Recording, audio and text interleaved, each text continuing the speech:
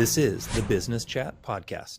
Welcome back to the Business Chat, Women in Construction. It's a construction series, the business of building. And as I mentioned on the other episodes, with these young ladies were kind enough to respond to my very random, impulsive, hey, can you be on the show? And Cassie's no exception. How's it going, Cassie? Thanks for being on today. Good. Thanks, Drew, for having me. Yeah, you bet. You bet. Well, Cassie, before talking to you, I was mentioning actually the other guests on the show, young ladies, and it's really neat just to get three of y'all on this week. The diversity is just head spinning. And we talked a little bit about your background and your story, and you're going to tell everybody about that today. But yeah, Women in Construction Week, and you have a unique story that I think a lot will relate to. And we're going to hear what it's like being a woman in construction. But before we get into that, what are you drinking today, Cassie? Tell us all about it. I am drinking a wine from Cinder Winery, which is a mile from where I'm at right now. Yes. Stumble distance. I've been a member there for, probably 7 or 8 years. It's a pretty large winery here in Boise. And cool story is, this is a cool story. I actually got to make a wine of my own last year. I went to, with a bunch of friends, we went to a blending Sunday where we got to spend the whole day Sunday blending wine. Yeah. Just down the road. And I just got to pick it up on Friday. I got a whole case of this wine to let sit and age. But I'm drinking their famous Tempranillo, a 2020 Tempranillo. So that's their mainstay, everyone they're known for. Very cool. Very cool. All right. And we'll link, I mentioned to the guests and to the audience listening, if you're hearing this going, I'm in Boise or heaven there, we'll link Cinder, Snake River Valley, Idaho, you mentioned to me. That's their locale, That's where right? they grow a lot of the grapes, Snake River Valley, but they're based right here in Boise along with a lot of other great wineries. Based right in Boise, and they're local as local gets, so we'll link them. I brought more beer from Michigan, big shock, but I've got American IPA, very underwhelming name for this very nice IPA from Bearded Lamb Brewing in Plymouth, Michigan. I was there yesterday. Guys at Bearded Lamb, great job as usual. And so to kick this off, we'll do the virtual cheers. Cassie, cheers to you. Cheers, Drew. Thanks for being on the show. Well, great. Again, we're kind of interrupting my season 3 of the Industry Pros to sort of drop in these 3 episodes that were going to be in my season 4 construction. And then just because, agency life, Sue, we get busy, some smarter ladies on my team were like, hey, it's like Women's History Month, man. And like, it's Women in Construction Week next week, So here we are the week before recording this. And I thought, great, let's do this. What I'm asking all of you is just to kind of tell your story. I mean, anyone with the ability to click the link and see your LinkedIn, see, where you went to college, where you study, what you did, but tell us the story. You tell the story, right? It's more fun than reading your LinkedIn. Yeah. So I did graduate from Boise State, born and raised here in Idaho, escaped immediately after graduation and decided I wanted to go to Portland, Oregon, the bigger city. Boise. I worked there for a few years, doing tech marketing. Mm-hmm. Then I had a really good friend of mine who lived in Washington, D.C. And I thought, you know what? I should go live on the East Coast for a while. And 20-something, why not? Landed on the East Coast and stayed 7.5 years. So still doing Whereabouts tech on the East Coast, Cassie? Where were you there? I was right outside of Washington, D.C. in Maryland. Maryland. Got it. Okay, cool. Yep. Cool. So loved my time over there. Don't regret it at all. It was just great to live in a totally different side of the country and experience it. Moved back here for still yet another tech marketing job right here in downtown Boise. And then I was working a different company and got a call from one of my best friend's husbands and said, I bought a pipe company in Indiana. I really need somebody I can trust to run it. I just bought a company. I go, what kind of pipe are we talking about? Right. And I mean, I took the leap of faith that, if it was meant to be, it was meant to be. And it was something so outside of what I've been doing for 15 years. I thought it would be a great experience to try that and get to a totally different industry. And I went head in and I said, let's do it. A year and a half into it, we got acquired by our competitor. So I think that's a good sign. I did my job. I sold what I needed to sell to scare them. Yeah. And then eventually that's what led to Pipe ReLine Solutions, right? I decided that rather than selling one product, I wanted to learn about a lot of different products. And there's got to be more out there to pipe relining and split lining products than just the product we manufactured and what we represented. And so I started educating myself. And then I decided I wanted to build a consulting business that essentially brought in a plethora of products and come in more as like a consultant / distributor. Understood. Yeah. Yeah. 5 And so years. that, I mean, hype world. man, you like just soared through that. That was so great. You've done this before. Well, I should mention, and I'm going to say it now while we're in the first 5 minutes. Cassie's not exactly new to this, y'all. She's got 2 podcasts. You have ReLine Live. Am I saying that right? ReLine Live. That's an educational series, and you can get credit from that. And she'll get it. We'll talk more about that at the end. ReLine Unknown. This is her podcast that she's telling me she's going to start putting out more content for. You're a member of the Women in Construction there in Boise. You talk and you grapple. You've done marketing. You're not shy with me. So you're very much you're the woman in the workplace that also is used to being behind the microphone a little bit, as it were. And on the marketing and, like you said, on the tech side. How neat. So if I heard you right, and I love that we don't know one another and I'm just hearing the story fresh, you basically just got a phone call and were dropped into like height and construction, and you took your knowledge and went, okay, general kind of business management and marketing. Is that right? Kind of, you just kind of jumped in and learned as you went. Okay. Yeah. I mean, obviously I knew how to market. So marketing the product wasn't the hard part. I had never done direct business to business sales where I was actually in a sales role. The biggest learning curve for me was manufacturing. I was running the manufacturing plant and production schedules. And I mean, like when an order comes in, should we predict and have a certain amount of pipe on the ground? Should we hedge our bet, or should we let the pipe sit there and not cut it and not produce it until I actually have an order in hand? All these things are when I had to learn as I went. Wow. How to stock the right amount of inventory, because there's obviously a cost of doing business. How much do we want to spend and sit on until we actually sell it? So those were the learning curves. Yes. I had never dealt with OSHA before. I that had was a no wake-up idea. call, huh? Yeah. No idea what I was going to have to learn to run a crew at a manufacturing plant, and the inspection and the drug testing. And these guys are working with heavy machinery. And so there was a lot of that was the part that I definitely, and I had to learn the industry. Who are the players? Who were the who should I go after first to even market to and to sell to? Because this wasn't an industry I had any sort of relationships in. Wow.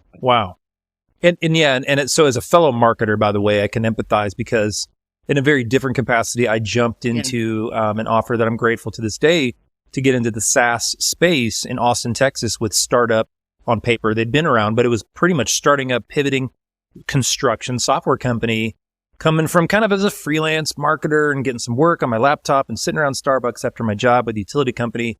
And kind of like you, very different in a lot of ways, but in the same sense, it was just like, welcome to marketing this, and here's the end user. Yeah. And within 6 months, I was just immersed into contractors and bonding and the way they do payroll, and OSHA, and just how critical their software was on just the payroll side.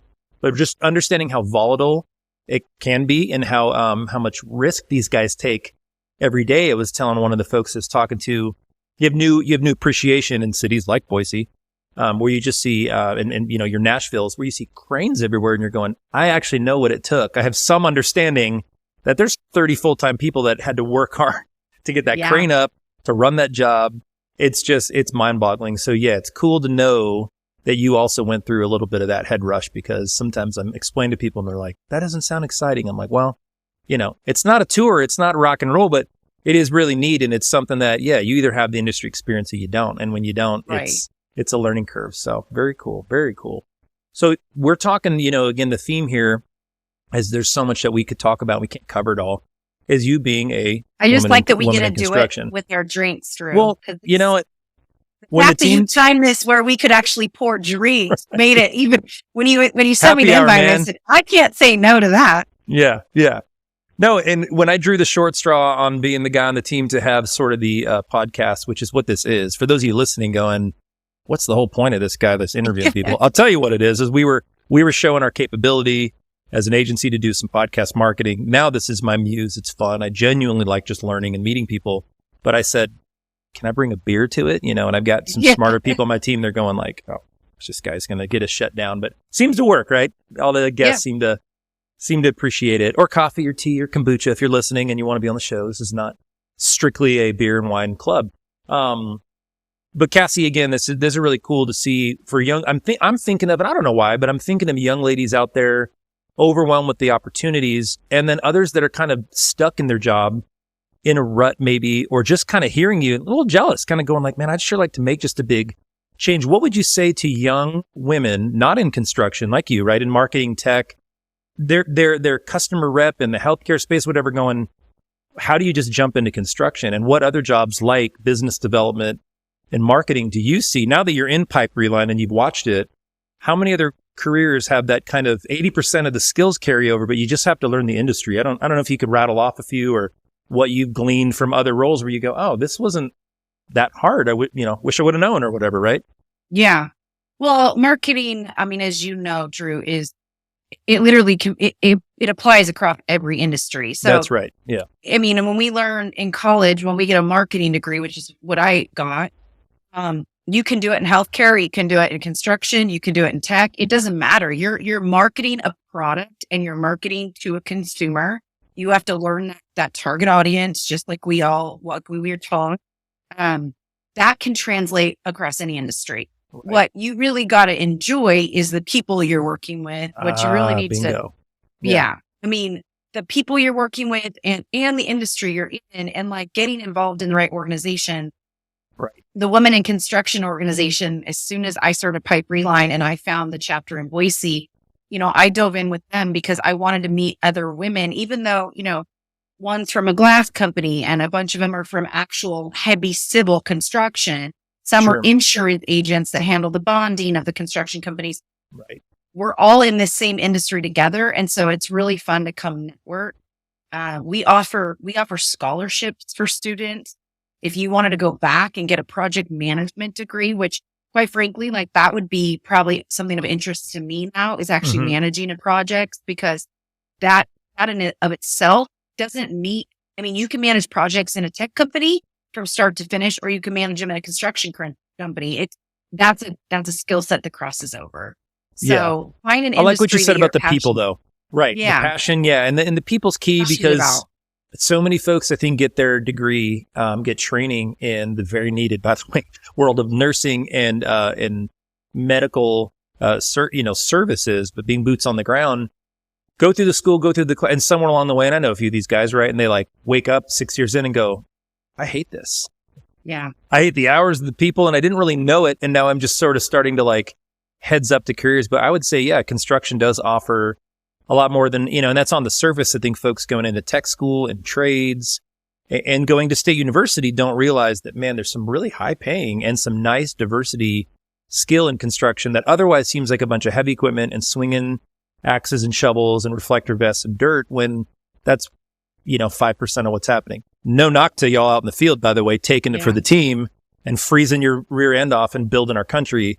It's a statement merely saying, hey, like, if that's not you, there's folks like Cassie in there killing it, growing the business. And hey, and that's another thing we should bring up. You don't just get nothing wrong with these things. You don't just work in the office, manage projects and market. Tell folks what it looks like a day in the life. Let's talk about that for a minute.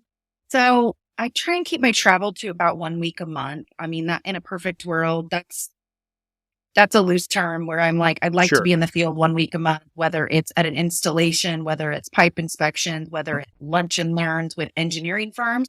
It's another thing we should talk about. Construction is driven by engineers. It starts in the engineering office and then it goes from there. Nothing gets done without an engineering firm or person. And whether you work for the city as an engineer to design what is going to go out into the field and what we see getting put up. So that's another very interesting industry that we kind of forget. We think of engineers as very techie, with it, that they must work for software companies. Like, no, there are very heavy civil engineers and wastewater engineers and stormwater engineers. Right. So keep that in mind. I work with a couple of lady engineers that I'm very amazed by their knowledge and what they bring to the table. But yeah, day in the life. I mean, I get to do fun stuff like this. I get to do pipe inspection, which I think is probably one of the funnest part of my jobs. When I get a call from a municipality or even an engineering firm that says they've got a project can you come look at it? Sometimes I'll run out the door if it's a 2-hour drive and be like, yes, do it. Let's do it now. Yeah. Other times I'll schedule it and I'll make a whole week trip depending on where it is and where I'm going. But yeah, that's the fun part. Right. I'm looking at your LinkedIn right now, and folks are seeing that are watching the video version of this. And the hard hat reflector vest, Cassie, the Cassie now we see in the office we're talking to today. It's just good for them to hear. It's the same person, right? And so it's nice. And I don't know, what do you think? Do you think it's nice getting out in the field too, to change it up? I think your role sounds nice. So you can go see what's being consulted on, built, worked on, as well as come back in the office. What are your thoughts there? Yeah, that's the best part. I mean, right. Like the back of my vehicle literally has my hard hat, a vest, my muck boot, and they just sit there. They're always there because I never know when I'm going to need them. And I enjoy being able to go to a job site, and sometimes they want to hear my opinion and sometimes they don't. I can't. Hey, that's guys or girls, by the way. Anyone hearing that, I can tell you right now, my team sometimes goes, actually, Drew, we'll pass. I'm like, oh, okay, cool. But yeah, exactly. Yeah. Yeah. But that's the best part, but then I get to spend days like today where it's a lot of calling and scheduling meetings for a trip I have coming up because I have a big project that I'm going to install in Portland. So if I'm going to spend 3 or 4 days in Portland, I want to meet with some of the engineers that I've done calls with, but I've never got to have like a cup of coffee with. So, I get to balance that too, where I can spend one day on a job site and then a couple other days in cities that I want to meet people face to face. And you just reminded people that there are things happening in Portland. There are people building things. There's a receiving end. I'm joking. I tease Portland all the time. Sometimes, is it dropped off the map? Is it still there? Was it always a hologram? What's going on in Portland? Seattle's a quieter city for me right now. Portland's doing things. Seattle's been pretty quiet. Portland, man. We'll do a whole series on Portland. Things you didn't know about, first of all, the state of Oregon, but also Portland. Yeah. Man, this is so cool. I'm always like, I get on these, I get frustrated by the time, but I go, this is good for me to constrain the conversation because I want to hear more about Pipe ReLine, more of your story. It's so neat. There's so many components of your education, moving, marketing. It's just it's an all around fun American story too, of just opportunity, right? The phone call. I bought a company, I need someone to run it like that. You can't make this stuff up, man. That's super cool. What we want to drill in on for the audience today, primarily on LinkedIn, some of our network is just, again, you, not me, you telling the story of now what it's been like. You've been a woman in tech and marketing. You still are in a lot of ways in construction and construction services. Talk to me about what that was like to move into this space as now your muck boots and your hard hat investor in the back of your truck, your vehicle. You're showing up on these, showing up in Portland on, I would assume, combination of offices, but some job sites in the field. And yeah, just for you, has it been, because I don't want to color this. If you're like, you know what, everybody's a gentleman. They're cool. There's not some boys club male chauvinist thing, or there's what I'm expecting, a mix, right? It's still changing. We've come a long way. We've been saying, but we've got a ways to go. What's it been like for you though, in terms of that aspect? Well, I'll give you the good and the bad. It's, and I say this with the best of intentions. Sure. It's easier for me to probably get a meeting with someone that's a male than my sales guy in Denver trying to call into a male industry and him getting a meeting. Interesting. Yeah. So like if I'm calling a public work maintenance manager, road maintenance manager, he might be willing to talk to me a little longer than Michael on the phone. Not necessarily, but historically that's what has seemed like that happen.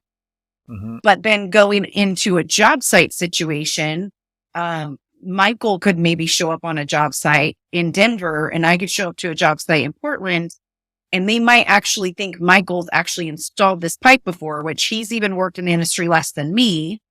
And neither of us have ever actually installed it. We've sat next to a crew and watched it be installed, trained on it. And now we can guide a crew who's never done it, and we can stand on the sidelines and show them from start to finish what to do. I'm a woman and he's a man, so they might listen to him. And I have had crews who will let me just jump in and say, here's what you should be doing. They'll do it. And they'll go, why weren't you here 3 hours ago? And I'm like, well, because I told you guys I heard you weren't starting till 9 a.m. I didn't know you were going to start at 7. Yeah. Gotcha. Okay. But then I've been on a crew where they just truly did not want to listen. They were like, no, we got this. We watched the video. I said, I made the video. So if you watched it, you can listen to me. Right. I literally made the video. Yeah. And then they're like, nope, we got it. Okay. I'll just let you sit here and try. And 2 hours Have you later, ever wanted I'm like, to, here's an honest question for you, because I would sure want to do, so flip it, a guy getting into a woman's industry.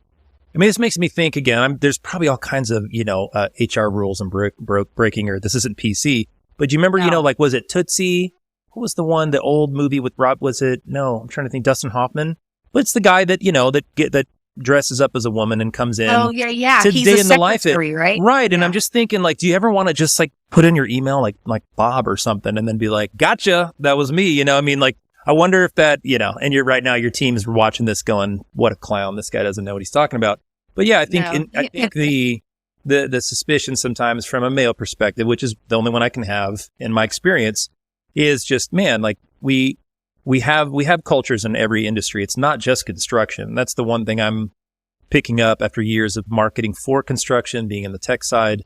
It's all over the place. On the creative side, same thing. And I know that in the construction world, ladies in the office, guys in the field, is just generally, and I don't even think people mean anything bad by it. They just seen so much of that perpetuated over and over that, like you said, they're a little bit like, you made the video, but you're like, yeah, the chick, dude. Yes, I know.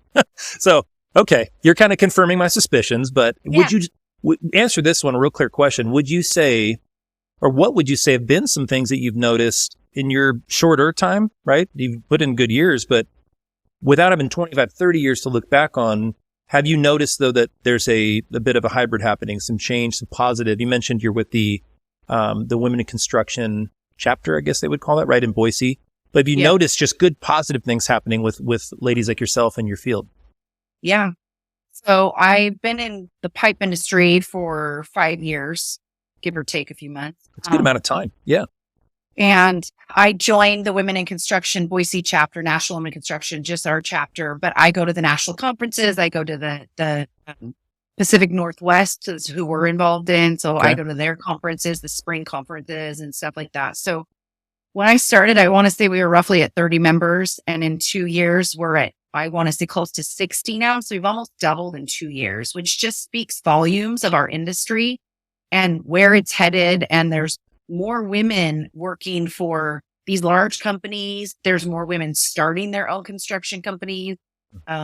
If you follow me on LinkedIn, Women in Construction Week, I'm going to be highlighting these women all next week, like a lot of these different women and what they're doing, whether they own a company, whether they're an engineer, like how are they changing infrastructure and what we perceive as women in construction. We're not just the admins and we're not just the HR people. We are actually, we can be the people that are out there on the job site.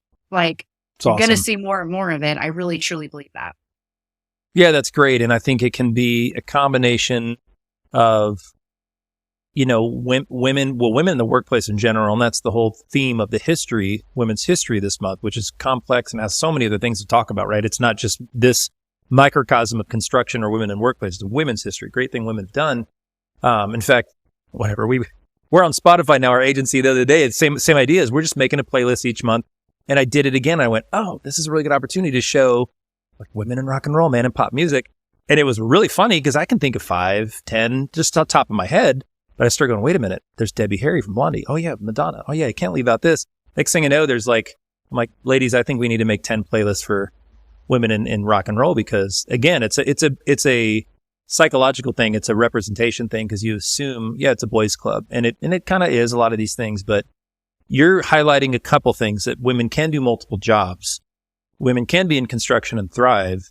And women like you are CEOs and have a nice, complex kind of background that isn't just like, hey, I did this from the time I was 18 out of need. And there's a lot of you out there listening. They're in construction going, man, this doesn't relate to me. I'm in the field.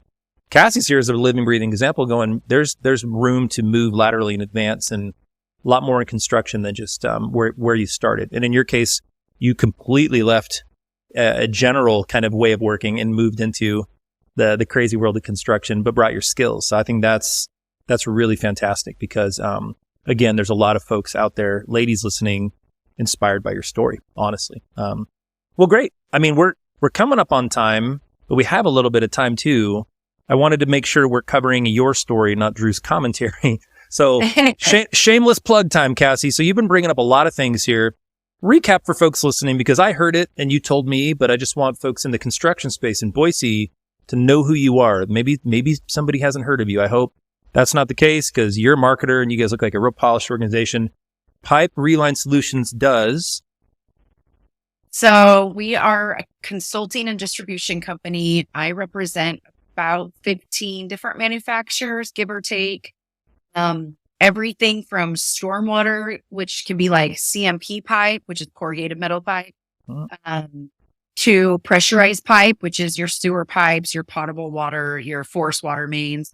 So when there's any deterioration or there's failing pipes, there's issues in the pipes of any kind, they start looking for solutions. Do they have to rip and replace? That's the number one thing that they think. We got to tear up roads. We got to close roads. We're going to have to detour traffic for 3 months. That is not typically the case. A lot of times you can bring in someone like me and Michael, who we cover 8 states in the Northwest, all the way from Washington, Oregon to Colorado, down to Nevada, Utah. So we have a very large territory that we cover, hence why we travel. Right. But we come in and we can look at the situation and we can give advice and say, you know what, we have 3 products. We have maybe only 1 product. We might not have a product. We might say you let it go too long and you really do have to rip and replace. Yeah. But it's not very often we have to say that. We can actually come in and typically offer solution. Is that, and just now I'm genuinely curious, can this kind of, scoping in our work, it's RFP, but just in general, can that bid and some of that inspection be done and sent to y'all to get it in a, some kind of 10,000 foot, like, yeah, we're going to need to go see that in person, but do people send in photo, video, infrared? I mean, talk to me a little about the tech side of that. How does that look when they're, yeah. Okay.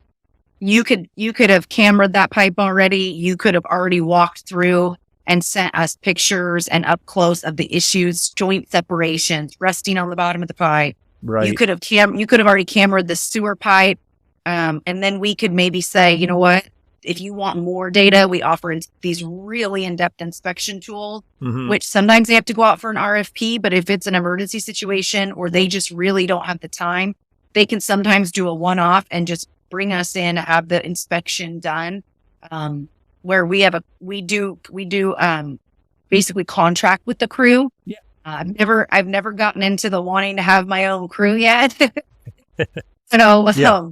But we have some really good partners throughout our territories, construction companies that are very versed in slip lining, that know what they're doing, that we can bring into jobs, whether they're out to bid or not, That's neat. By the way, I think you could handle a crew. I feel like it's a gut thing. I'm like, I think you'd be all right. You're not wanting to. Talk to me in a few years, Drew. Yeah. We'll see where my business grows. I think you're leaning more towards the winery side, joining Cinder, maybe working with them. No, I think you have you have so many skills. You have such a neat narrative too, and even the way you're talking about this and approaching it is instilling enthusiasm and stuff. I think in a lot of folks listening, because you really get your space. You're not doing it with an eye roll of like, it was a job that came up. This is like something that you've really gotten your hands around. We're looking at your team on your site. You guys are a lean, nimble, kind of cool group that, like you said, doesn't running the whole crew, provides kind of that really nice in-depth analysis and solutions for folks that, something to be totally candid, I didn't fully understand. That's true. There's more often than not probably times you guys can come in and reduce the time that, like you said, DOT, whoever's got to close down semi-major to major infrastructure that doesn't need to be. So very cool. Yeah. And if folks are looking to engage with you, obviously we'll link the website for Pipe ReLine Solutions. I want to close though and recap what you mentioned. You guys need to follow Cassie. She's doing a lot of cool stuff. She's got Pipe ReLine Live. That's the podcast educational series, and Pipe and ReLine Unknown. So ReLine Live, ReLine Unknown, and those are on all the interwebs or whatever. Yep. Cassie, so they can okay, cool. Yep. Cool. YouTube channels. We put them out on all the different Spotify and everything. Yeah. You got a little marketing posse over there at Pipe ReLine. We've been checking that out, man. That's freaking great. I mean, that's the other thing that in the short time I've been doing this, and was suited in our 8th year. We're pretty young, but like the construction marketing we do, that was a head turn for our crew when you were pulled into like, okay, Cassie accepted. People did a double take when there's like 2-3 people with a marketing title at that little pipe thing you found over there, Drew. I go, yeah, right. It's just changing times because we've got these billion-dollar organizations with a lot of employees doing big stuff, and there's not a whole lot happening. And then we get a scrappy little group that's just doing some, excavation work, and they roll out the drones and the webs and stuff. So it's fun watching, from my perspective, even all of it change, both women in the workplace. I'm going, wow, CEO, this is it. And check out, they've got marketing. And so all of it's good change. So, well, this has been fun. 30 minutes, never covers it, like I said, but what can I say? Everybody. Yep. So follow Cassie. We'll link everything about her company, what she's doing. And we will sign off and say again, Cassie, thanks for being on the show. Thanks. A final cheers to you. Yep. Cheers. We'll be in touch. All right. All right. Cheers. Talk soon.